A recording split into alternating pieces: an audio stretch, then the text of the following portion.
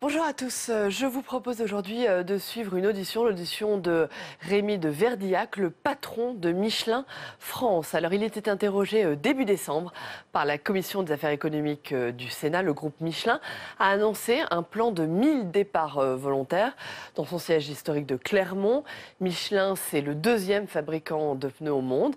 C'est bien sûr un fleuron de l'industrie française qui emploie plus de 100 000 personnes dans 17 pays, dont 20 000 en France. Alors vous allez l'entendre, hein, le directeur de Michelin anticipe que 5 000 salariés en France et 1 500 aux États-Unis vont quitter l'entreprise d'ici 3 ans par des départs à la retraite. Mais pendant cette audition, il explique également que la branche française, qui comprend 15 usines, sans le soutien du groupe ne serait pas viable. Voilà, donc tout de suite, je vous propose d'écouter cette audition. Madame la Présidente, Mesdames et Messieurs les sénateurs, Mesdames et Messieurs, je suis heureux et très honoré, au nom de Jean-Dominique Sénard, président du groupe Michelin, de pouvoir échanger finalement sur un des thèmes centraux, même si on ne l'a pas nommé, c'est la compétitivité de Michelin et au-delà de Michelin des entreprises en France. Merci Madame la Présidente de ne pas avoir fait le raccourci entre le niveau de bénéfice du groupe et les évolutions des effectifs en France, ce qui va me permettre de faire tout de suite une clarification très importante. 1,6 milliard de résultats nets pour le groupe, ce n'est pas le résultat de la France. Je vais vous donner 2 chiffres. Le chiffre d'affaires de la France, c'est un petit peu moins de 7% du chiffre d'affaires du groupe. En revanche, les effectifs de la France, c'est 18% des effectifs du groupe. Ces chiffres veulent dire 2 choses. C'est que sans le groupe, la France ne s'en sortirait pas.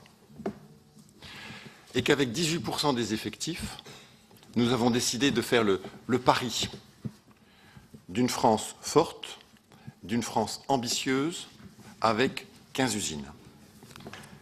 Et le pari sera gagné quand chaque site pourra renforcer en permanence sa compétitivité. Car la question qui se pose, comment faire quand nous avons des concurrents dont le berceau historique est l'Europe de l'Ouest et ont délocalisé 80% de leur production sur des pays low cost. Et nous restons avec 15 sites industriels en France. Alors, permettez-moi une première conviction. Quand on parle de compétitivité, ce n'est pas une obsession patronale. C'est vraiment une question de survie et c'est vraiment une question d'intérêt général, puisqu'il n'y a pas de croissance sans compétitivité et il n'y a pas de création d'emplois sans croissance. Nous avons vécu un drame il y a quelques années avec la fermeture de l'atelier poids lourd, de pneumatiques poids lourds de Joué-les-Tours. Que faire pour que ça ne revienne pas? Que faire pour que cela ne survienne pas? Et je voudrais partager avec vous un dispositif, une expérience atypique que nous avons mis en place dans une de nos usines qui probablement était condamnée et qui aujourd'hui devient un modèle social et économique. Donc on peut faire quelque chose en France pour l'industrie en France. Mais cela ne suffit pas à garantir les empreintes industrielles à 5 ans, 10 ans, 15 ans. Et je me permettrai d'émettre quelques propositions qui pourraient être de nature à réduire la destruction d'emplois industriels en France.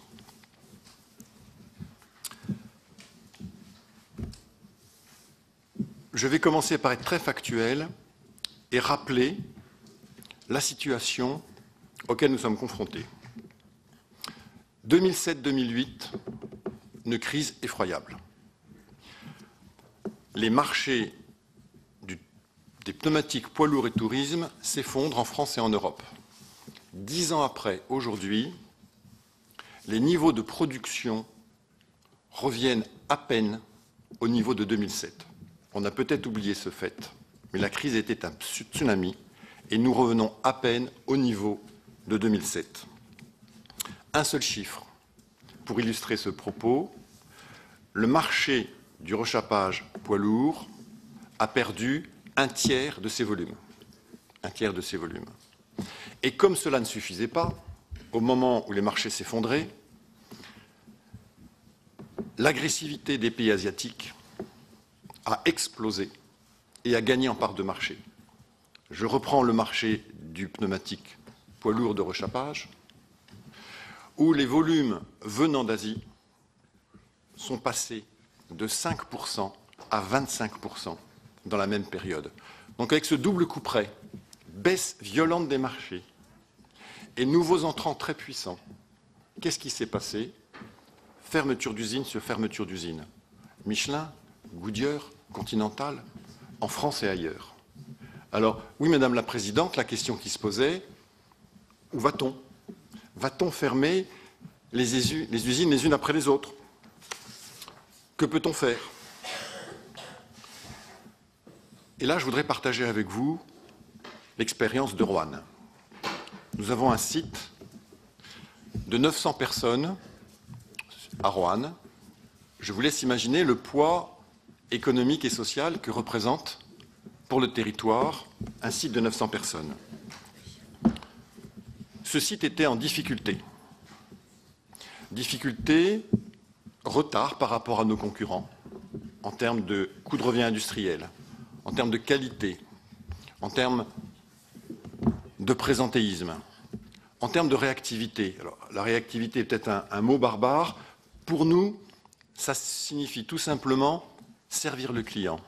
Être capable, quand une commande arrive, de l'attraper, de ne pas la laisser partir, notamment en Europe de l'Est, et donc d'être suffisamment réactif pour mettre en place les moyens de production à la hausse, si nécessaire, très vite, pour satisfaire aux clients. Bref, un site très décalé par rapport à nos concurrents. En janvier 2014, nous recevons une lettre de l'intersyndicale du site, conscient du risque dans lequel se situait cette usine, et nous demandons, mais quelles sont vos intentions? Pouvons-nous travailler ensemble pour réfléchir sur l'avenir de ce site? Il se trouve qu'en parallèle, nous réfléchissions sur ne peut-on pas changer de paradigme? Peut-on, au lieu de restructurer sévèrement les sites les uns après les autres, envisager un moyen de les transformer en profondeur? Donc nous nous sommes rapprochés du site de Roanne et nous avons sollicité la création d'un comité de pilotage. Pas forcément avec les délégués syndicaux, parce qu'il n'y avait rien à négocier, on était hors négociation. Nous voulions un nouvel espace de dialogue et de liberté.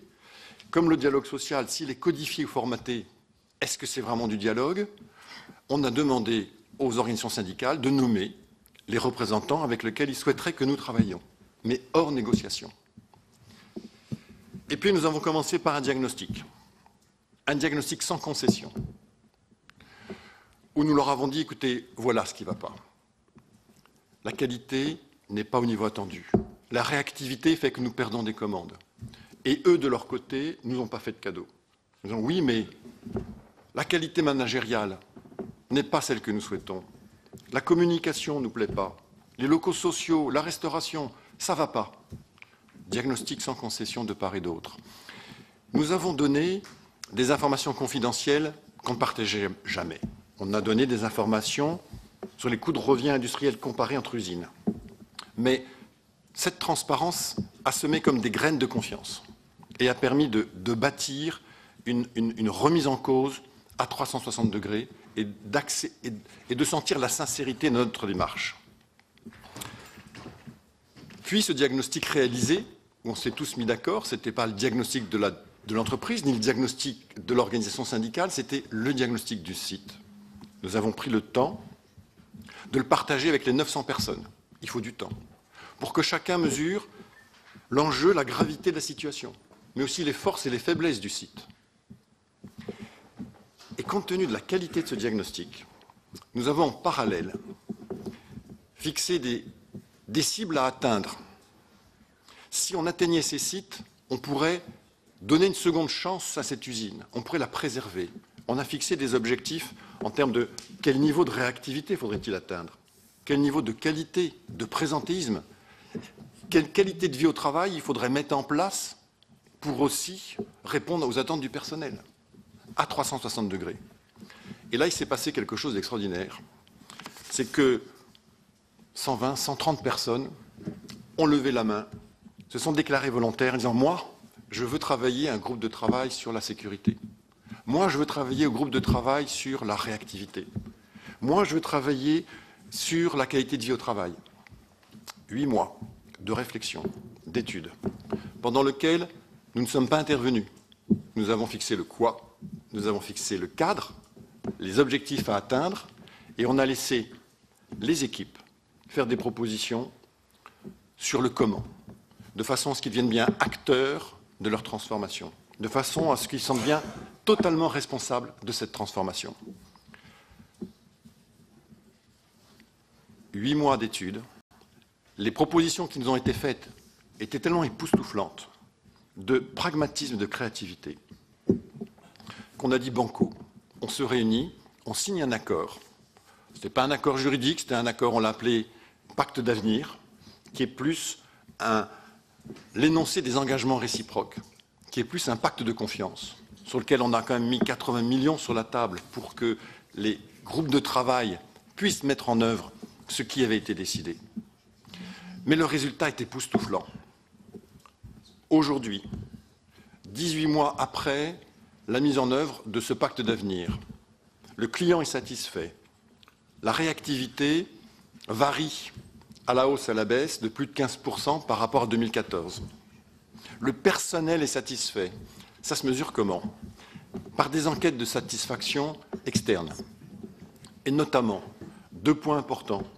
Ce taux d'engagement est un des plus forts des usines du groupe. Il est à 80%, c'est inimaginable. Avec l'accidentologie qui était diminuée de moitié. L'absentéisme diminué de moitié. Clients satisfaits, personnel satisfait, eh bien oui, la performance économique du site, naturellement, en ressort améliorée. Et ce site devient un modèle économique et social. Ce que nous retenons, c'est que la transparence des informations pour susciter la confiance, la responsabilisation pour assumer le principe de subsidiarité et laisser faire ceux qui vont vivre cette compétitivité pour qu'ils la créent, qu'ils la pensent et qu'ils la mettent en place. Et surtout, cette symétrie des attentions, se préoccuper autant du personnel que des clients. Ça a été véritablement les moteurs de cette transformation. Rendre indissociable l'économique, le social, tout ceci fondé sur un dialogue social refondé. Nous avons renouvelé cette belle histoire sur d'autres sites, avec succès. Je pense à Vannes notamment. Mais cela ne peut pas garantir l'empreinte industrielle à 5 ans, à 10 ans, à 20 ans. On ne peut pas tout seul assurer le maintien de cette empreinte industrielle. Seul, on n'y arrivera pas. Et donc, je voudrais émettre quelques idées sur les aides qui pourraient être nécessaires ou pour lesquelles on peut s'interroger. La première, et pour répondre à une de vos questions, Madame la Présidente, je voudrais saluer les récentes ordonnances sur le Code du travail. Elles ne vont pas tout faire et tout changer, mais elles ouvrent un nouveau champ d'opportunités. Il y avait depuis des décennies des verrous posés et imposés qui peuvent maintenant voler en éclats et ouvrir de nouvelles portes. Je pense notamment à la constitution d'un comité social et économique qui va réunir les anciens comités entreprises, plus délégués du personnel, plus CHSCT. Je pense également à la possibilité, par accord majoritaire, de travailler, d'adapter l'organisation de l'usine en fonction des variations de production. Et il y a d'autres verrous qui vont être brisés, volés en éclats. Je pense que c'est une véritable opportunité. Mais il me paraît nécessaire qu'on réussisse cette mise en œuvre. Et le prérequis est très important et ne me semble pas évident. Dans quel esprit les entreprises et les organisations syndicales vont-elles aborder la mise en œuvre de ces ordonnances? Je reprends l'exemple. Nous ne souhaitons pas mettre en place le comité social et économique uniquement pour réduire le nombre de mandats. Ce n'est pas ça l'enjeu. L'enjeu, c'est assurer un dialogue social plus réactif, plus fluide, plus solide.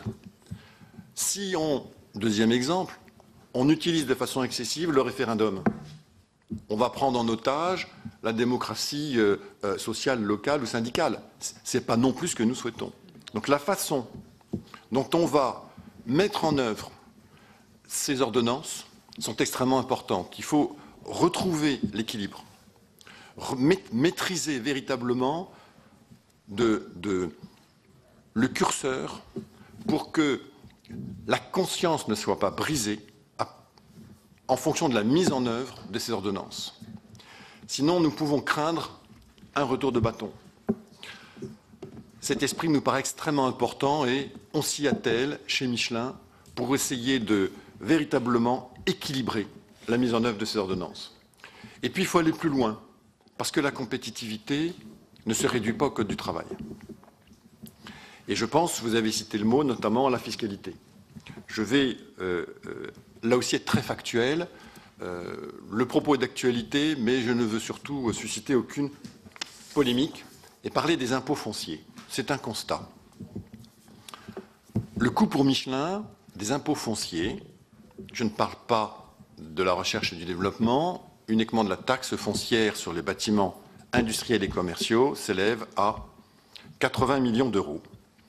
Ça veut dire que quand on investit en France, on paie indéfiniment 4% du capital investi. On double en 25 ans l'investissement initial, soit 2 fois plus que dans la moyenne des pays européens.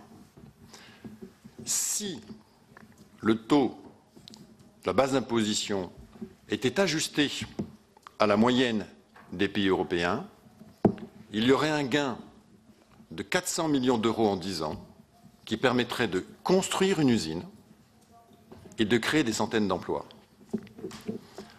On a parlé d'innovation sociale à Roanne.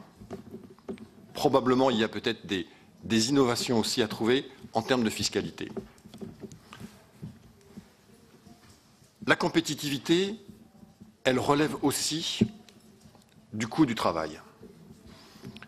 Que regarde un investisseur, un décideur, pour créer une entreprise, pour créer une usine, ou pour investir, pour transformer, agrandir cette usine? Il va regarder un des points essentiels de compétitivité, la masse salariale. Et donc, l'évolution du coût moyen. Le coût moyen, c'est le salaire de base et les charges sociales. Quelle est la situation en France comparée à nos amis européens? En ce qui concerne les bas salaires, le coût moyen, salaire et charges, est compétitif. C'est-à-dire qu'il est inférieur à la moyenne des pays européens. Mais est-ce que c'est ce que nous souhaitons? Est-ce que les métiers les moins qualifiés doivent être la principale option et espérance dans l'avenir, alors que nous faisons face à des mutations technologiques et que nous voulons attirer les talents et de nouvelles compétences? En ce qui concerne les cadres et les collaborateurs, le salaire de base est compétitif, toujours comparé et rapporté à une même durée du travail, pour comparer ce qui est comparable. Il est compétitif par rapport aux autres pays d'Europe. Mais dès lors qu'on rajoute la brique charge sociale, il n'est plus compétitif, avec des écarts de 5 à 25% par rapport aux Allemands, aux Anglais, aux Italiens, aux Espagnols. Ça veut dire que pour le salarié, le salaire est compétitif, mais est-ce que c'est attractif pour lui et est-ce que ça permet à l'entreprise d'attirer les meilleurs talents? Et pour l'entreprise, une fois qu'on met les charges, le salaire n'est plus le coût moyen, n'est plus du tout compétitif. Un dernier point, une dernière proposition qui est plus en termes de réglementation, mais qui remet aussi la vision et la mission de Michelin en termes de mobilité au cœur du débat. Encourager les industriels vertueux par des réglementations appropriées. Je pense notamment à la lutte contre le remplacement anticipé ou l'obsolescence programmée. Est-ce qu'il ne s'agit pas quelque part d'une escroquerie aux consommateurs? Je vais être précis. Dans certains pays, on pourrait être tenté de remettre en cause la réglementation qui fixe le niveau d'usure du pneumatique à 1,6 pour le mettre à 3 mm 4. Et donc contraindre les consommateurs à changer leurs pneus alors que le témoin d'usure est encore très important et qu'aucune raison de sécurité n'y obligerait. Deux conséquences immédiates à une telle décision. Économique d'abord pour le consommateur, et on parle de millions d'euros pour changer des pneus alors que ce n'est pas justifié, et puis écologique. Une telle décision, rapportée au niveau de la planète, générerait une production complémentaire de 450 millions de pneus, et je vous laisse envisager les émissions de CO2 associées. Et les pneus extrêmement performants, de grande qualité, qui, usés, sont parfois plus performants que certains pneus neufs de moindre qualité, existent. Et pour le prouver, il suffirait de faire des tests, non seulement à l'état neuf, mais à l'état usé, pour voir que certains manufacturiers garantissent le même niveau de performance que le pneu soit neuf ou usé. Alors si je dis ça, bien sûr. Et pourquoi? Et pourquoi est-ce que Michelin est capable d'offrir aux consommateurs et à la planète cette performance? Parce que nous investissons entre 600 et 700 millions en recherche et développement chaque année, notamment en France. Et donc il ne faudrait pas que des réglementations inappropriées remettent en cause ces investissements colossaux qui font aussi la différence en termes de compétitivité. Et donc, ce que je voulais dire en termes de conclusion, c'est, je crois valablement, que la compétitivité ne doit pas être une thématique patronale. Elle est source de progrès environnemental, social, elle est source de discussions autour de sujets importants pour avoir la compétitivité par tous et pour tous. Je pense qu'il ne faut pas faire d'ajustement ou de rafraîchissement parce qu'ils peuvent être plus conflictuels. Dans certains domaines, peut-être faut-il, compte tenu des enjeux, de maintenir notre empreinte industrielle en France, de faire face à des concurrents puissants, de véritablement changer de paradigme et donner les moyens pour une performance durable et donc d'une compétitivité durable.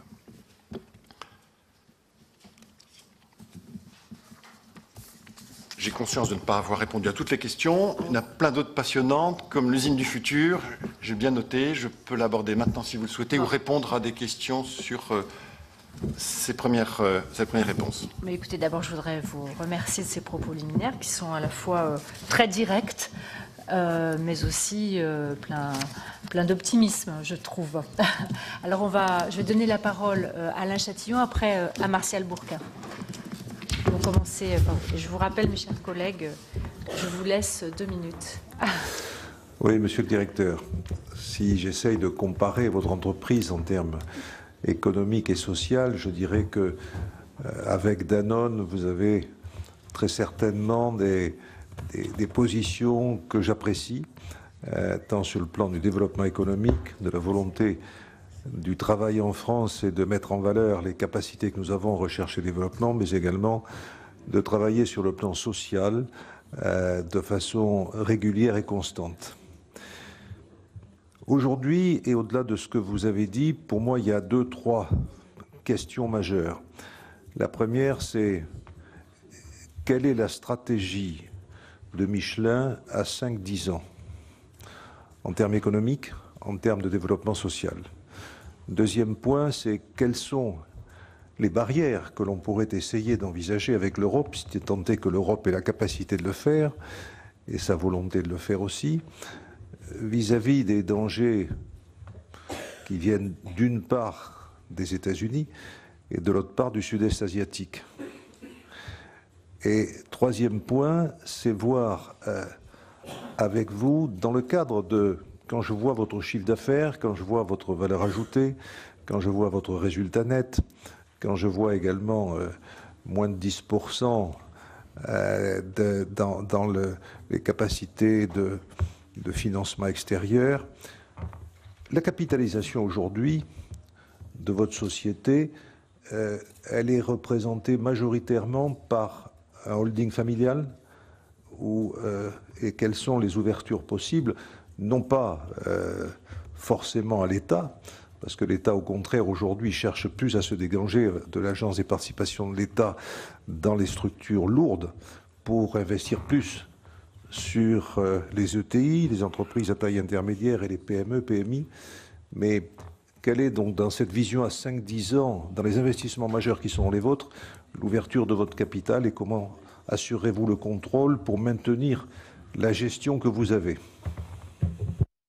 Merci beaucoup. La parole est à Martial Bourquin et ensuite Laurent Duplon. Merci, Monsieur le Directeur, pour votre présentation et surtout pour avoir mis en exergue l'exemple de Roanne.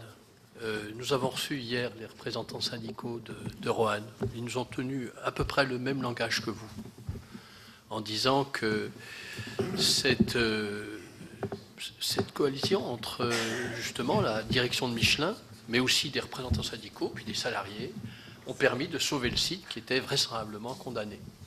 Mais aussi avec des résultats assez exceptionnels. Alors, une première question, Monsieur le Directeur. Il serait temps qu'on redécouvre les vertus du consensus à l'allemande, tel qu'il se fait, parce que le travail entre les syndicats, les directions d'entreprise, ce qui s'est fait à Roanne est naturel là-bas, en Allemagne. Et vous avez un site allemand, en plus. Voilà. C'est quand même assez intéressant, et vous avez eu raison de le mettre en exergue. Parce que je crois que la productivité, vous avez dit tout à l'heure, il faut s'en soucier. La productivité, elle est aussi dans ce consensus. Pour que chacun trouve, justement, un plus à avoir son emploi, mais aussi à développer des rapports sociaux intelligents dans l'entreprise. Deuxième chose, sur l'industrie du futur. Vous avez parlé beaucoup de la qualité et de l'avenir de vos produits, et je fais confiance en Michelin dans ce domaine. J'ai vu qu'il y a une grande campagne de communication sur un pneu qui pourrait durer. Hier, les représentants syndicaux nous disent « Faites attention, c'est notre boulot, hein, si on en produit plus. » Mais vous nous en direz quand même quelques mots. Sur l'industrie du futur, sur la robotique, sur la cobotique, sur la digitalisation, il est dit, et ce sont des études très sérieuses d'Eurostat et tout cela, qui nous disent en gros, il y a des rapports de productivité de plus de 30 à 40% avec les chaînes monoflux, avec tout cela. Est-ce que vous ne pensez pas qu'il faut s'engager beaucoup plus fortement dans cette industrie du futur pour justement retrouver une industrie en France et sur notre territoire? Dernière chose, vous comprendrez que je ne suis pas tout à fait d'accord avec vous quand vous dites que les ordonnances sont une bonne chose. Je finis en vous disant que les CHSCT devaient être sanctuarisés. Vous savez pourquoi? En Allemagne, justement, ils disent que la santé au travail, mais aussi les gains de productivité viennent des CHSCT. Et peut-être est-il dommage en France de supprimer cet espace indispensable pour préserver la santé au travail. Je crains que ça ne soit déjà décidé. Merci beaucoup. La parole est à Laurent Duplon et ensuite à Jean-Claude Tissot. Oui, Monsieur le Directeur Général, c'est avec plaisir que je vous accueille aujourd'hui au Sénat, puisque je suis sénateur du département de la Haute-Loire, dans l'Auvergne, et que Michelin fait véritablement partie du patrimoine auvergnat.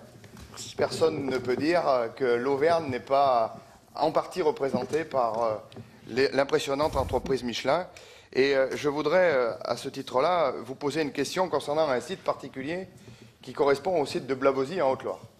Le site de Blavozy produit du pneu pour le génie civil, où en fait plus que 5 sites au niveau mondial produisent des pneus comme celui que vous produisez à Blavozy. Vous avez 2 sites en France, Monceau et Blavozy, et nous avons fêté le 24 juin 2017 les 40 ans de l'usine de Blavozy.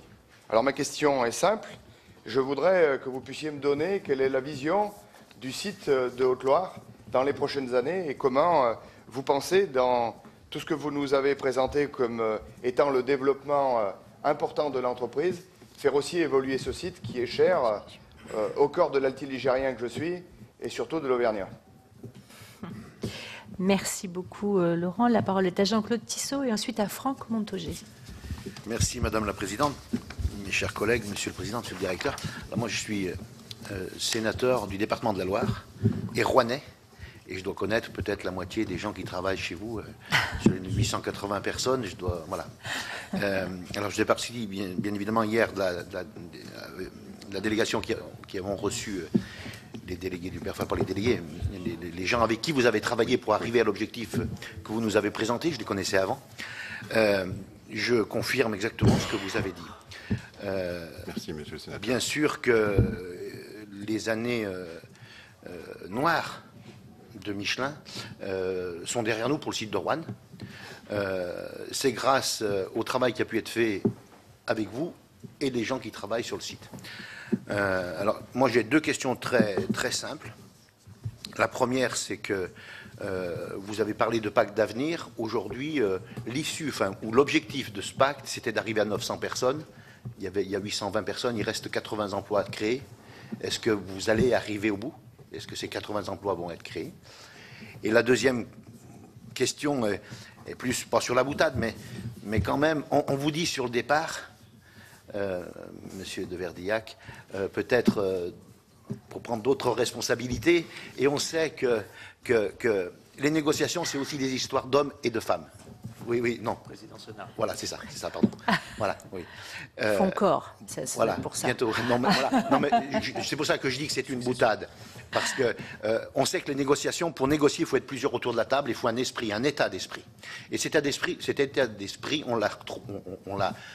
on a été nombreux à admettre qu'il avait été très favorable au maintien au maintien du site de Roanne. Donc voilà. Est-ce que cet état d'esprit va perdurer? J'imagine que vous allez me dire que oui, mais quand même, je me permets d'insister parce que ça faisait partie un petit peu des inquiétudes des gens avec qui on a discuté hier. On nous dit aujourd'hui ça se passe bien, mais il faut que ça se passe encore bien demain. Voilà. Je rajouterais, si vous me permettez, à cette question, est-ce que c'est l'esprit familial du groupe qui permet ça, ou est-ce que vous pensez que, voilà, par capitaliste? La parole est à Franck Montaugé et ensuite à Henri Cabanel. Merci Madame la Présidente. Merci Monsieur le Directeur. Vous avez évoqué le changement de paradigme et le consensus interne qu'il nécessite. Comment anticipez-vous, en termes de marché, de valeur ajoutée et d'emploi, sur les sites français en particulier, la convergence de la productique, du numérique et des services, ce que certains appellent l'hyper-industrie, contre d'autres qui pensaient jusqu'à il y a quelque temps que l'industrie était derrière nous, ce qui est évidemment faux. Dans ce contexte nouveau, qu'attendez-vous de l'État, stratège si possible, en tout cas on le souhaite, au-delà de la profonde remise en cause des modèles sociaux et territoriaux que vous appelez de vos voeux, avec le point de vue de l'entrepreneur soucieux de développement? Merci pour la concision. La parole est à Henri Cabanel, ensuite à Daniel Grémillet. Oui, merci Madame la Présidente. Monsieur le Directeur, merci pour les propos que vous avez tenus. Je fais partie, avec quelques-uns de mes collègues ici, l'année dernière, nous avons visité votre usine à Clermont-Ferrand avec la Commission des affaires économiques. Et nous nous sommes bien rendus compte donc, du climat qui y régnait entre la direction et les salariés. Vous l'avez expliqué dans la réussite qui a été la vôtre, d'abord sur l'usine de Roanne et après sur les autres sites français. Vous avez exprimé le souhait de proposer quelques proposition sur le fait que vous avez salué, bien sûr, les récentes ordonnances du Code du travail. Et vous avez dit de suite après que, effectivement, il fallait qu'il y ait une volonté malgré ces ordonnances-là. Parce que les ordonnances, comme toutes les lois, c'est un cadre. Mais s'il n'y a pas l'esprit, ça ne marche pas. Et vous avez bien prouvé, vous, avant la mise en place de ces ordonnances, par l'esprit qui était le vôtre, mais de pouvoir réussir ce que personne n'imaginait à l'époque où vous avez eu cette idée. Donc, tout ça pour souligner le fait que, effectivement, ça a été dit par certains de mes collègues, il faut un état d'esprit. Pour dialoguer, il faut être deux, à la fois les responsables syndicaux et la direction, et que vous avez réussi ce pari bien avant que les ordonnances soient prononcées. Moi, je voudrais vous poser une question sur, il me semble, hein, vous allez peut-être affirmer mes dires, il me semble que vous réfléchissez sur l'engagement de votre entreprise dans la responsabilité sociétale des entreprises. Et je voudrais savoir ce qui vous amène et qui vous pousse à vous engager dans une telle démarche. Merci beaucoup. La parole est à Daniel Grémillet et puis Serge Babary. Oui, merci Madame la Présidente. Monsieur le Directeur Général, bien sûr, venant des Vosges, on n'est pas indifférent au site de Golbet, qui a lui aussi connu ces moments d'inquiétude. 2 points. Le premier point, je pense que vous avez, à votre manière, avec l'exemple de Roanne, montré une des faiblesses peut-être françaises au niveau de la relation et de la faiblesse des organisations syndicales. C'est un ancien syndicaliste agricole qui parle. Effectivement, en constituant vos groupes, sans pour autant mettre à l'écart les organisations syndicales, vous avez compris que la représentation et le nombre de personnes qui adhèrent, on adhère plus contre que pour quelque chose. Or, l'objet de Roanne, c'était comment je peux enclencher un mouvement pour avec les salariés. Et je souhaiterais effectivement que vous puissiez en parler un peu plus parce que la France a besoin d'avoir des organisations bien plus fortes, avec des taux de représentation des salariés bien plus forts. Et si vous avez dû faire la différence entre la négociation et le niveau de réflexion stratégique au sein de l'entreprise, c'est très clair là-dessus. Le deuxième point, c'est sur la partie taxe foncière, impôt foncier. Effectivement, là aussi, je souhaiterais que vous en parliez un peu plus, parce que certes, il y a les moyens financiers, mais il y a aussi aujourd'hui un vrai sujet, c'est l'acceptation sur les territoires des contraintes industrielles, et je souhaiterais que là aussi, vous puissiez l'évoquer. Merci beaucoup, Daniel. La parole est à Serge Babary, ensuite à Noël Rosson. Monsieur le Directeur Général, bonjour. Merci d'avoir évoqué dans votre propos la situation de fermeture de l'importante usine de Joué-les-Tours, 906 salariés. En effet, ça a été un drame industriel connu par tous, y compris, bien sûr, par le personnel Michelin localement. J'ai eu à travailler avec M. Martin Lassagne sur le sujet pour la réindustrialisation. On avance, on a fait du bon travail. Je vous l'ai dit en aparté, mais je voulais le dire devant mes collègues. Ceci étant, sans revenir sur ce sujet dramatique, parce que vous avez expliqué la stratégie internationale et on peut avoir une compréhension en cela. Cependant, localement, il s'agit d'hommes et de femmes, de familles, d'environnement. Et on rejoint là la responsabilité sociétale qui a été évoquée par l'un de nos collègues à l'instant. J'aimerais que vous nous indiquiez dans votre réflexion et stratégie la part que vous faites au contact et au travail et au partenariat avec les collectivités locales. Parce que devant un tel sujet, soit pour le drame d'une fermeture, soit pour, au contraire, envisager d'une façon positive un développement, il faut le faire pas seulement avec l'État, parce que c'est souvent un peu sec comme relation, mais il y a sur le territoire et sur notre territoire français des élus locaux très impliqués qui sont prêts à participer et à vous accompagner. Donc j'aimerais entendre votre réflexion là-dessus. La parole est à Noël Rosson. Oui, merci Madame la Présidente, Monsieur le Directeur. Ma question va être rapide et très précise, puisque je suis sénatrice de Lyon, dans laquelle vous avez une usine à Avallon. Quel est le devenir aujourd'hui de cette usine, sachant que pour Avallon, vous êtes le second employeur, puisque nous sommes une région peu industrialisée, et donc cette usine a une importance, la présence de cette usine est indispensable sur le territoire. Merci. Merci beaucoup Noël. La parole est enfin à Jean-Marc Boyer. Oui, bonjour. Jean-Marc Boyer, sénateur du Puy-de-Dôme. On a eu l'occasion de se voir récemment avec M. Sénard. Je voudrais juste dire que, effectivement, Michelin, dans le Puy-de-Dôme et à Clermont-Ferrand, c'est le poumon du département et c'est le poumon de la région. À côté des difficultés qui ont pu être évoquées ce matin en termes sociaux et en termes d'emploi, sur notre région, c'est vraiment une entreprise qui, depuis des années, depuis des décennies, depuis le début de la famille Michelin, puisque je voudrais souligner l'esprit familial de l'entreprise Michelin qui est très important, et qui est même fondamental. Il y a aussi, à côté de cet esprit familial, il y a aussi un esprit territorial, parce que Michelin aurait très bien pu décentraliser son siège social. Son siège social est resté en France, est resté à Clermont-Ferrand, et c'est absolument, je veux dire, c'est vraiment une marque importante d'intérêt pour notre région. Alors, en dehors de l'aspect de foncier dont vous parliez tout à l'heure, on a eu l'occasion d'en parler avec le maire de Clermont-Ferrand récemment. Effectivement, vu l'importance du foncier, lui aussi, il tient à garder ses recettes fiscales au niveau de la commune. Enfin, donc là, on rentre dans une problématique qui est importante, et là aussi où peut-être l'État peut peut-être jouer là aussi son rôle.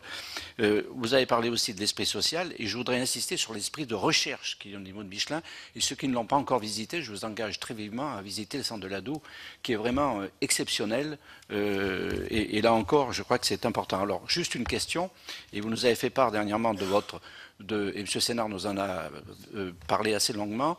Vous êtes dans une guerre féroce avec les Chinois, et dans une concurrence qui effectivement est importante au niveau international, et vous souhaiteriez effectivement qu'il y ait, et ça dépasse peut-être le cadre du Sénat, c'est peut-être une législation européenne, que dans le cadre des critères qui sont retenus au niveau de l'usure, de ce fameux degré d'usure dont vous parliez tout à l'heure, puisse être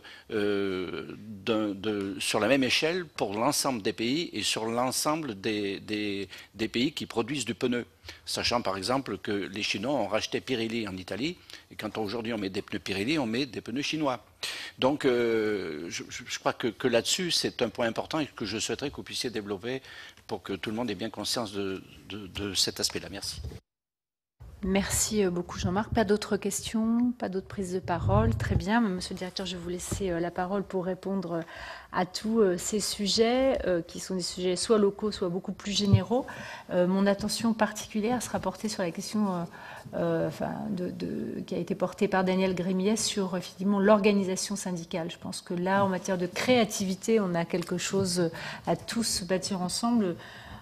Conscients que nous sommes à la fois de la richesse, évidemment, de la représentation syndicale, mais aussi de ses limites qui, bien trop souvent, ont été des entraves.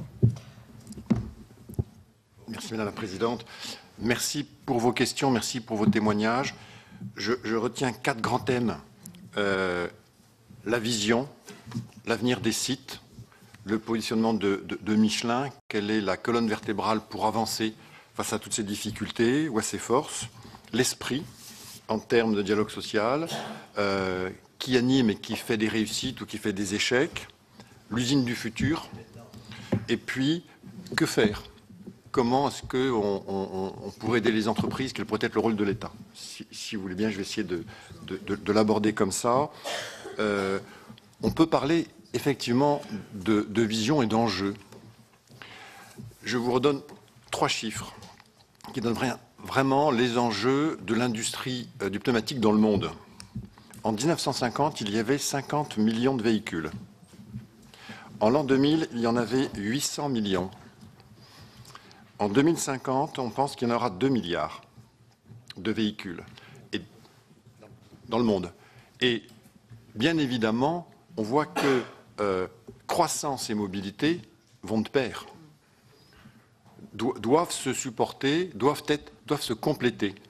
On ne va pas arrêter de fabriquer des usines, des voitures ou des pneumatiques. Ce serait probablement une impasse économique et sociale. En revanche, il faut concevoir et produire des produits et services vertueux pour le consommateur et pour la planète, surtout quand il y a une urbanisation de plus en plus forte dans nos sites. Alors face à ces enjeux, ce que nous voulons, c'est avoir des pneumatiques sobres, efficaces et sûrs. C'est un petit peu ce qui nous... c'est notre colonne vertébrale en termes de développement durable, de responsabilité sociale et d'innovation tout azimut. Sobre. Des pneumatiques sobres, notamment pour l'environnement, ce sont des pneumatiques qui utilisent moins de matière. C'est par exemple des pneumatiques pour le poids lourd basés sur un modèle de rechapage. Le pneumatique poids lourd est, une fois usé, réparé, puis recreusé une fois, puis réchappé, puis rechappé une seconde fois. Et ce modèle, qui assure le même niveau de performance à chaque étape de recreusage ou de rechappage que s'il était neuf, permet d'économiser à chaque fois 50% de matière. Donc on voit bien là, en termes de coûts économiques et de coûts écologiques, que le modèle est sobre. C'est toute l'économie circulaire que Michelin met en place dans ses modèles. Des pneumatiques efficaces pour le consommateur, au moindre coût. On voit bien aujourd'hui une paupérisation du monde dans certains domaines et que nous devons être capables d'offrir des pneus pour tous les consommateurs. Enfin, la sécurité est indispensable et reste toujours un critère de performance à privilégier. D'où la nécessité de continuer à innover dans nos centres de recherche et de développement. Le centre phare, c'est Clermont-Ferrand, bien sûr, l'ANOU, mais nous avons aussi des antennes de recherche et de développement en Espagne, compte tenu de conditions climatiques particulières que nous n'avons pas à Clermont-Ferrand, en Finlande, à Ivalo, pour un autre extrême de conditions climatiques. Donc nous sommes présents partout de façon à avoir toujours une offre extrêmement universelle. Et surtout, nous souhaitons de pouvoir offrir des produits véritablement qui permettent de préserver la planète et de ne pas faire de gâchis prématuré. Alors, à partir de cette vision d'avenir et de positionnement sociétal de l'entreprise Michelin, comment ça se décline pour les usines? Nous sommes confiants, mais les marchés sont volatiles et on ne maîtrise pas les marchés. Ça veut dire qu'il faut poursuivre notre stratégie de compétitivité, site par site, et je dirais avec la même méthode. C'est-à-dire que, tout d'abord, sortir de la boîte en ce qui concerne du dialogue social. Et pour répondre à une de vos questions, c'est probablement ce qui a été le plus difficile. L'histoire des relations sociales chez Michelin n'a pas toujours été facile.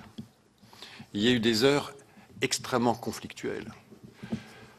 Et puis, il a fallu beaucoup de sincérité, de maturité de part et d'autre. Et la confiance ne se décrète pas. Elle demande une discipline de tout instant. Et je vais vous confier que le plus dur du travail a été en interne de l'entreprise, de convaincre qu'on pouvait transformer un site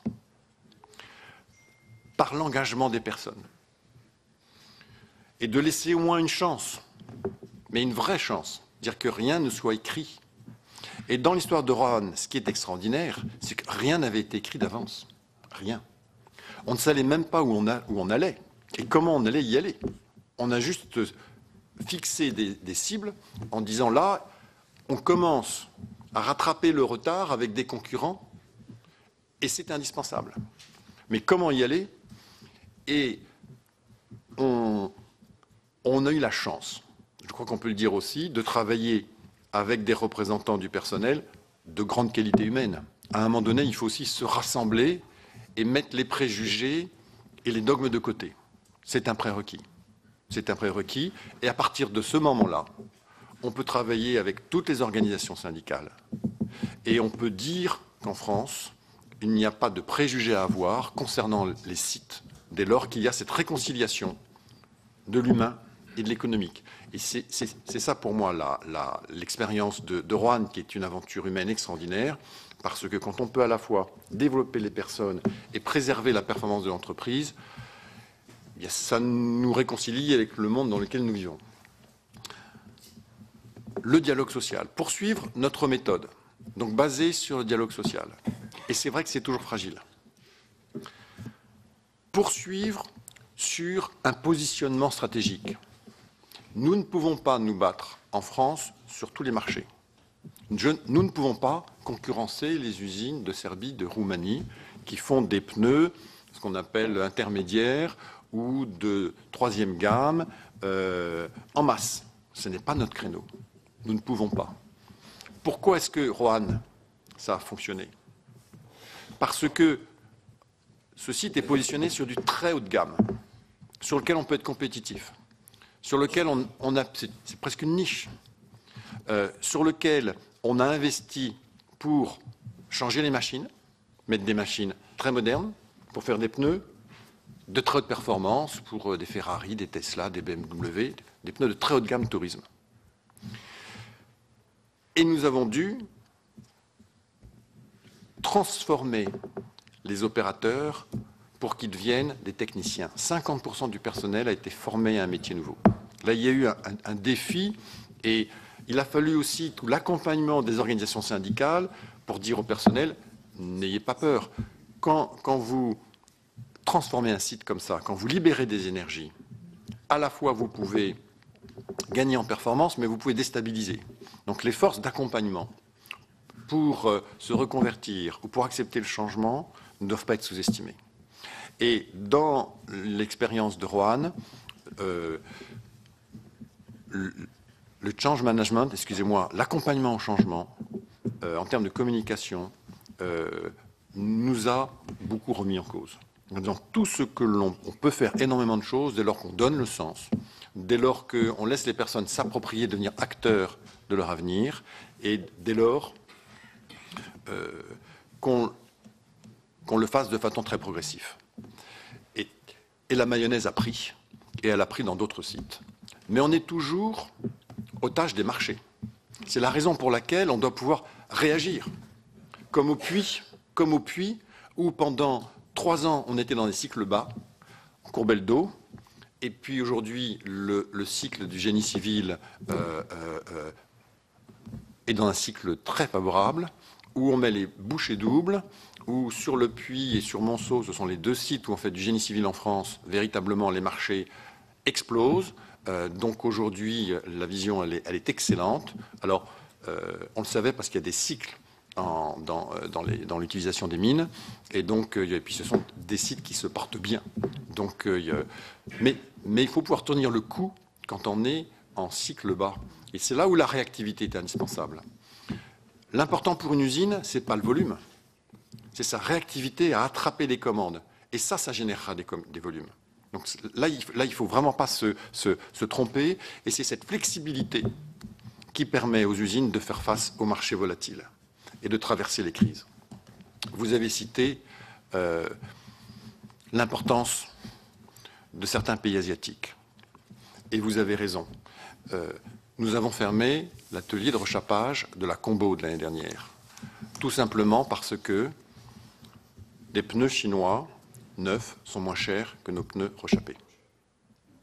Des pneus neufs moins chers que nos pneus rechappés. Alors, ça me vient à venir un petit peu sur qu'est-ce qu'on peut faire. Qu'est-ce qu'on peut faire pour, même si le site s'est repositionné sur un marché sur lequel il peut être compétitif, si on a un bon dialogue social, c'est-à-dire qu'on prend en compte aussi le développement industriel et le développement social des personnes. Tout est réuni pour que ça marche. Il faut aussi que les marchés soient là, on considère que les marchés soient là, mais il faut que l'État nous aide à renforcer la compétitivité. L'État qui fait déjà un certain nombre de choses, et je voudrais le saluer. On a parlé du CICE. Le CICE, dans les 80 millions d'investissements pour Roanne, il y a 9 millions de CICE pour l'achat ou la fabrication de machines. Donc le CICE a participé à la renaissance de Roanne. Le crédit d'impôt recherche, c'est très important.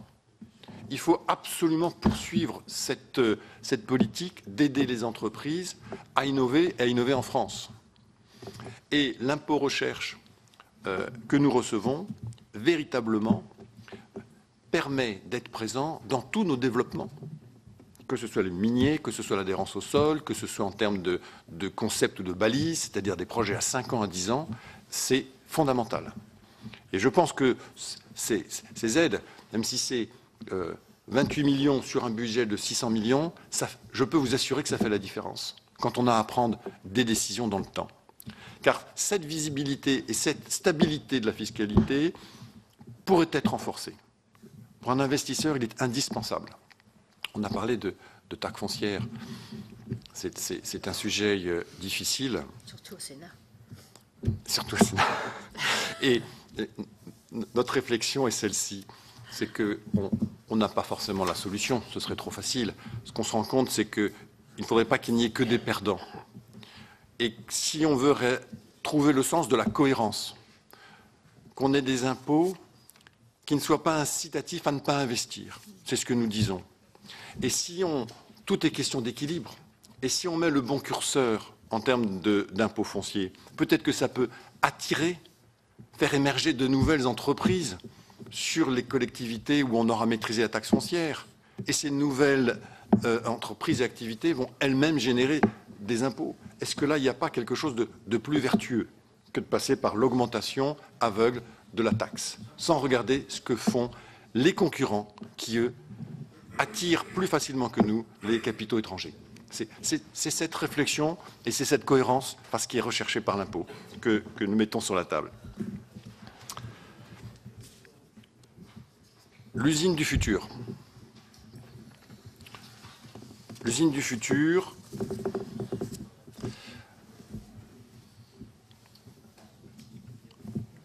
comment la caractériser? Il y a 20 ans, on faisait des machines qui s'imposaient à l'homme. Depuis 10 ans, avec l'ergonomie, la machine s'adapte à l'homme. Et avec l'usine du futur, c'est une vraie révolution.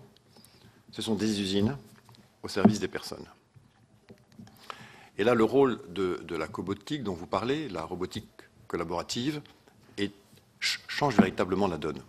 Je vais essayer de vous donner un exemple que j'ai vu, parce que c'est pas facile quand on n'est pas un expert de parler de l'usine 4.0.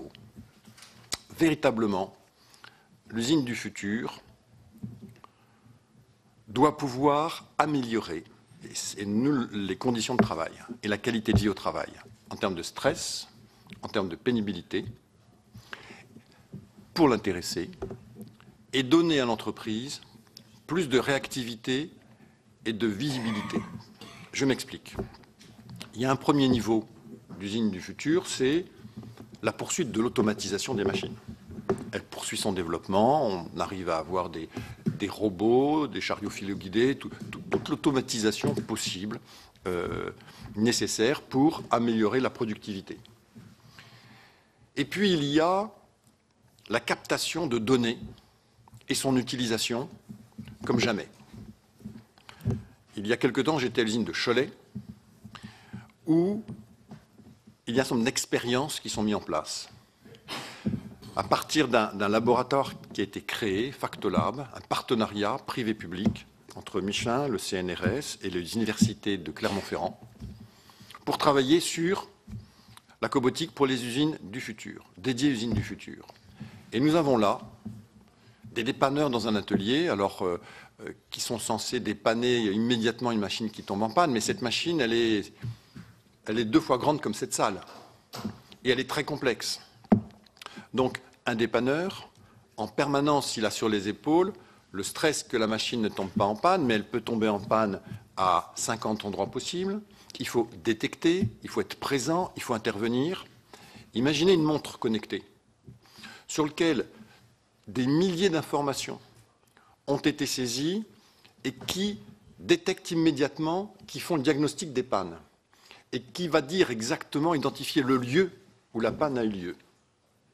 Ça permet aux dépanneurs, dans toute sérénité, non pas de courir en permanence autour de la machine, de faire près de 5 à 10 km de moins par jour, en toute sérénité de savoir quand intervenir et où intervenir. Et si ça se passe en pleine nuit, et que le responsable de la maintenance d'astreinte à son domicile est appelé en disant par le dépanneur, il y a quelque chose que je ne comprends pas là.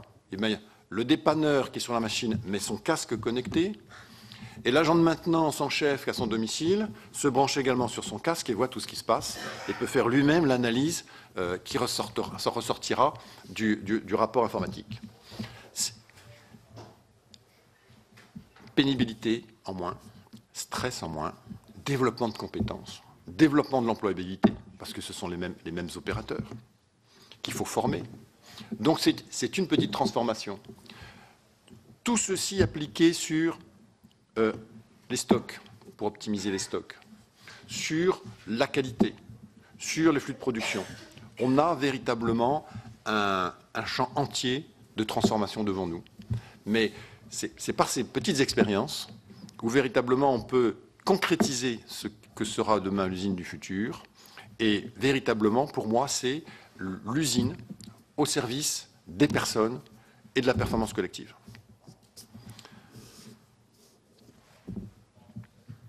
Vous avez posé des questions aussi concernant les relations de Michelin avec le territoire. Et là, je vais peut-être laisser Thierry Martin-Lassagne répondre, puisque en tant que patron des affaires publiques de Michelin en France, responsable aussi de développer des liens très forts entre le public et le privé. On pourra parler d'un certain nombre de partenariats. Aujourd'hui, seul on ne peut rien, ensemble on peut tout. Et puis, Thierry est aussi responsable de ce que nous appelons Michelin Développement, qui est une équipe dédiée pour contribuer à créer des emplois partout où nous sommes implantés. Et nous avons contribué à créer 22 000 emplois depuis 10 ans. Ça aussi, c'est quelque chose que nous portons en termes de responsabilité sociale, car nous voulons évoluer dans une France forte, et nous voulons porter véritablement le premier enjeu de l'entreprise, c'est le bien-être de tous. Dans la Commission européenne, la définition de la compétitivité, c'est des entreprises fortes pour une nation forte, notamment en termes de qualité de vie au travail. Merci Rémi. Je n'aurais pas à forcer le trait pour vous parler en effet de Michelin Développement, qui existe depuis 1990. Donc certains d'entre vous connaissent bien l'activité de Michelin Développement. Je n'ai pas forcé le trait vis-à-vis de vous parce qu'il s'agit de notre attachement au territoire, à vos territoires, à nos territoires communs. Il s'agit en fait de contribuer à développer l'emploi, et c'est le critère numéro 1, dans un rayon de 50 km autour de nos usines. C'est dit tout simplement, ça n'est que ça, mais c'est tout ça. Et donc, bon an, mal an, et cette année, nous allons contribuer à la création de 1200 emplois dont nous allons accompagner cette création autour de nos usines sur l'ensemble de l'année 2017, autour des 15 sites que nous avons évoqués. Alors, il s'agit d'accompagner des PME, d'abord, financièrement, en termes de prêts ou de subventions que nous leur accordons, mais également en mécénat de compétences.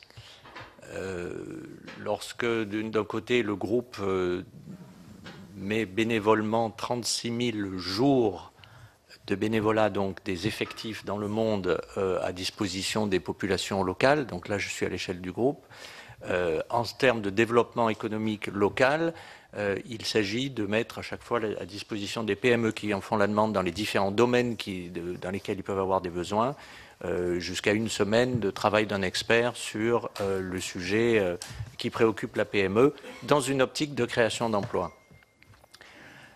Dans quel cas intervient Michelin Développement? Eh bien, dans deux cas principaux. Dans un cas aussi douloureux que la fermeture d'une partie de l'usine de Joué-les-Tours il y a quelques années. Mais pour les 3/4 de l'activité de Michelin Développement, c'est une activité spontanée.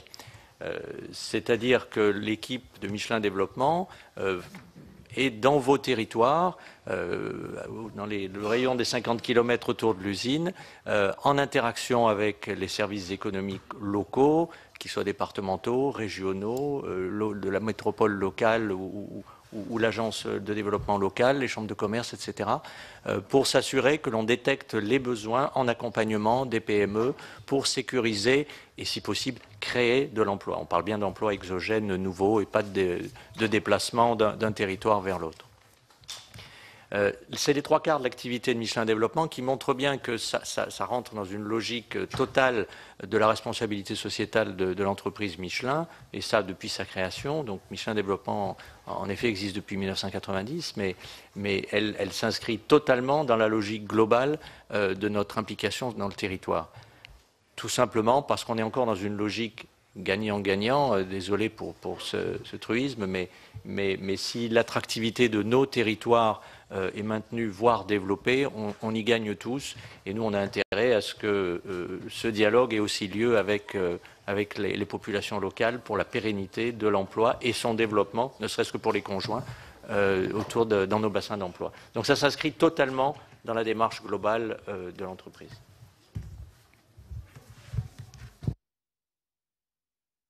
Merci, madame. À la question, qu'est-ce qu'on peut faire pour vous aider? J'ai un autre point en tête, si vous me le permettez, et j'essaie de faire le lien avec la problématique de compétitivité. Le taux de pénétration des pays asiatiques est très élevé, va coûter très cher. Nous développons des pneus qui sont capables de balayer la route à nos concurrents sur un plan économique, en termes de coûts, sur un plan, compte tenu du modèle de recyclage, de rechappage, d'économie circulaire, sur le plan écologique.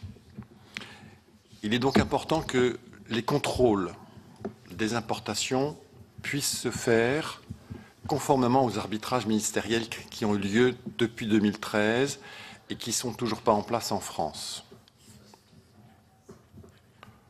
Voilà. Voilà, je le dis de façon directe, je vous prie de m'en excuser, mais c'est un grand souci.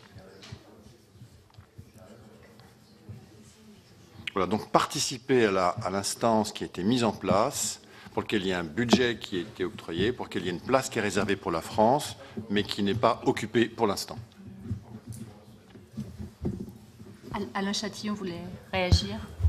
Oui, non, mais je pense que vous avez tout à fait raison. Simplement, je voudrais revenir sur une question que je vous ai posée. L'évolution du capital de votre société dans les 10 ans à venir, en fonction de la stratégie que vous allez mettre en place. On voit tellement de sociétés aujourd'hui que l'État a accompagnées, sur lesquelles on est tous très attachés, aller chercher des capitaux quelquefois à l'étranger ou vendre ou céder à l'étranger une participation majoritaire, que dans cette entreprise familiale, nous pensons, sans nous tromper, que le capital restera majoritairement familial, mais je voulais vous écouter sur la stratégie de développement et les moyens que vous comptez mettre en place pour assurer ce financement. La société est une commandite par action et donc qui permet de préserver véritablement toute opération indélicate.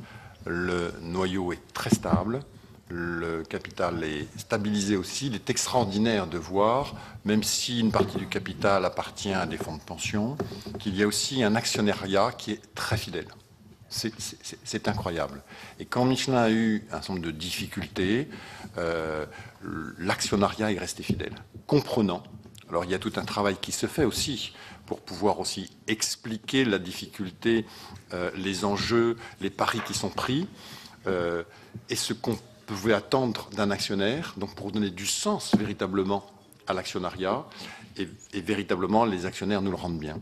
Donc la gouvernance juridique et la communication financière fait que pour la stabilité, tout est fait pour préserver la stabilité.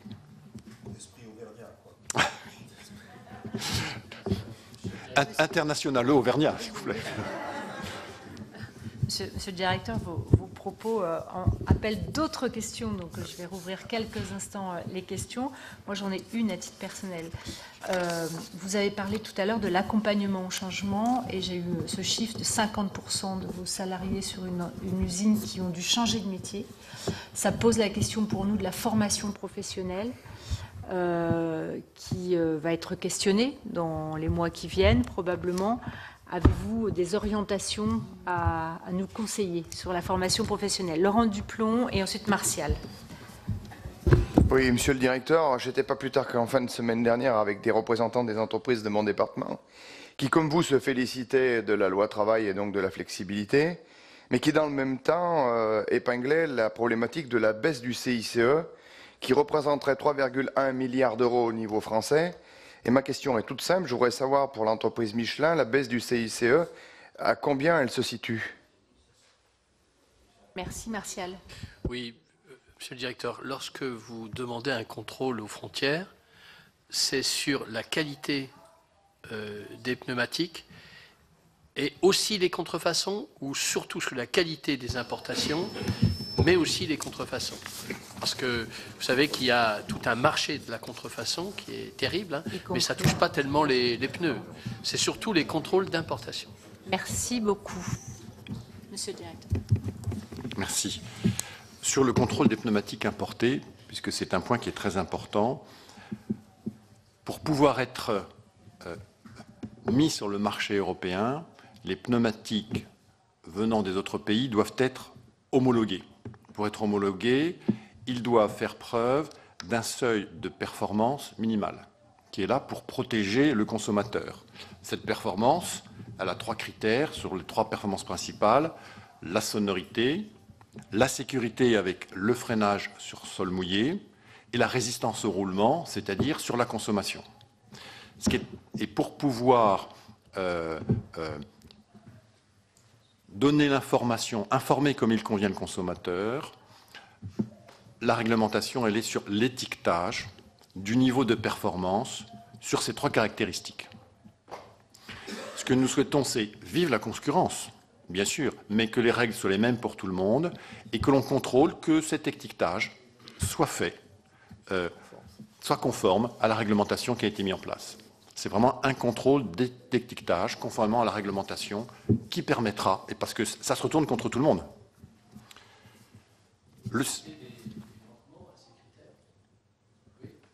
Ce sont des manquements.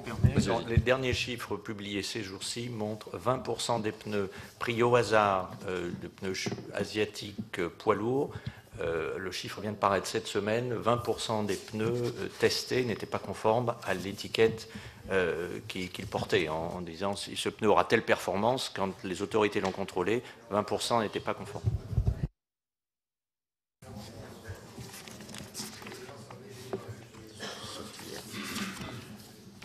Le CICE représente 26 millions.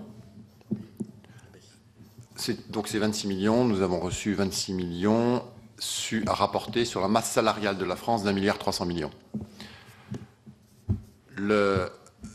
Et je parlerai plus en termes de charges. Tout à l'heure, j'ai évoqué la non-compétitivité du coût moyen des collaborateurs et des cadres. C'est important. Si on veut à la fois attirer les meilleurs et si on veut en même temps donc que ce soit attractif pour les personnes concernées, surtout quand on veut l'usine du futur, quand on veut digitaliser, ces compétences sont rares, il faut donc attirer les personnes. Et je pense que ça fait partie de l'attractivité industrielle aussi dont on peut souffrir en France. La désindustrialisation française n'est pas si vieille, donc il faut réfléchir et à la fois avoir des salaires attractifs, mais qu'ils ne deviennent pas insupportables pour l'employeur ou un frein au recrutement dès lors qu'ils sont chargés. Donc c'est là où le CICE, transformé en baisse de charge, est quelque chose qui peut être tout à fait intéressant pour toutes les entreprises. Et la baisse, elle sera combien? Là, je n'ai pas d'informations. Et la formation professionnelle? Oui. Alors merci Madame la Présidente de me le rappeler. La formation professionnelle, ça c'est un formidable sujet et qui, je crois, rassemble tout le monde. J'étais il y a un mois à l'introduction de la journée de la promotion des jeunes alternants 2017-2018 pour Michelin.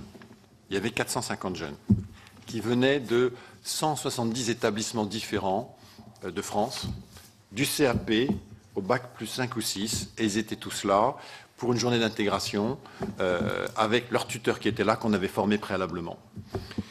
Et 50% d'entre eux poursuivront leur chemin chez Michelin, et les autres 50% trouveront immédiatement du travail. Donc c'est une bouffée d'oxygène extraordinaire, et c'est un moyen pour préserver l'apprentissage. C'est-à-dire à la fois, je dirais, aider le jeune à s'intégrer dans la vie professionnelle, développer notre attractivité industrielle et nous assurer des talents dont nous avons besoin. Donc c'est vraiment gagnant-gagnant. Nous dépensons 6,5% de la masse salariale en formation. Ça représente, pour vous donner un autre chiffre, 1 million d'heures de formation par an. Ce sont des chiffres colossaux. Mais vous le voyez bien pour l'exemple de Roanne, et je pense même que l'effort de Roanne est tellement atypique qu'il ne doit pas figurer dans ces chiffres. Là, on parlait d'une transformation profonde. La formation, elle est initiale, et puis après, elle est tout au long de la carrière des intéressés. Et je voudrais vous parler d'un projet très important qu'on a appelé Campus Entreprise, qui est aussi un projet privé-public. Et je pense que c'est un véritable incubateur social dans la région, en partant du constat suivant. C'est qu'il y a un taux de chômage élevé, mais également des pénuries de certaines compétences, notamment en maintenance ou certains métiers de qualification pour la production. Et les usines de la région Auvergne disent que ce n'est pas possible. Et nous nous sommes rassemblés avec le rectorat, avec les grandes entreprises de la région, avec l'État, pour leur dire, nous proposons d'abriter dans nos locaux un nouveau modèle de formation, qui n'est pas la formation Michelin, qui est la formation pour tous, avec des métiers qui permettra de rééquilibrer l'offre et la demande. Offrons des formations pour des métiers pour lesquels il y a de la demande. Et une école qui sera naturellement complètement digitalisée, une école avec des parcours innovants, une pédagogie rénovée grâce à l'éducation nationale, et une école où il y aura des filières pour les personnes qui décrochent. Donc là aussi, avoir cette responsabilité sociale, c'est ce projet, 28 millions d'euros, dont la moitié portée par Michelin, qu'on pourra inaugurer en septembre 2019. Et qui, je crois, démontre bien la volonté et la façon dont on doit prendre à bras-le-corps la formation pour nos jeunes et pour les entreprises.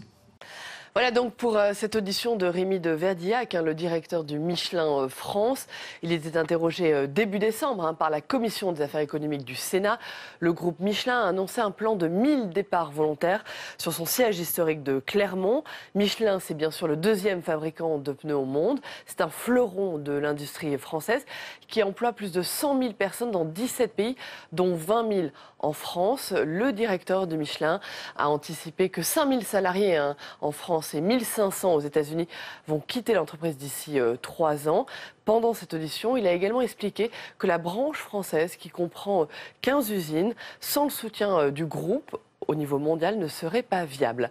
Voilà, vous pouvez bien sûr revoir ce programme sur notre site internet publicsénat.fr.